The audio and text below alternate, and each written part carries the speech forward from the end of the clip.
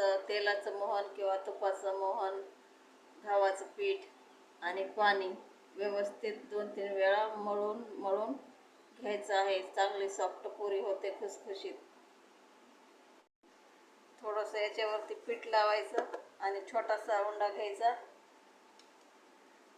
पुरी आपल्याला जेवढी हवी आहे, जाड पातळ आकारामध्ये, छोटासाच घेतलेला आहे, असा करून घ्यायचा.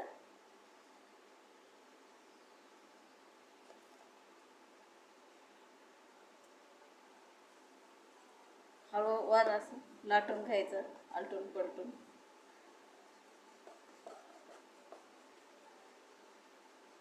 जास्त दाबायचं नाही आणि समान सारखी लाटून घ्यायची, मध्ये चांगली टम्म फुगते ती. तळून घेऊया. तेल छान तापलेलं आहे, पुरी टाकूया.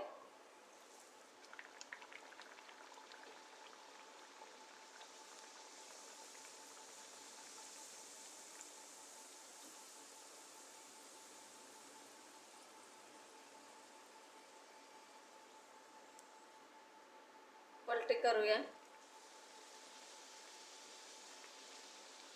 करपू द्यायची नाही आपल्याला, व्यवस्थित लाटून घ्यायची आहे आणि व्यवस्थित आपण काढून घेऊया लगेच.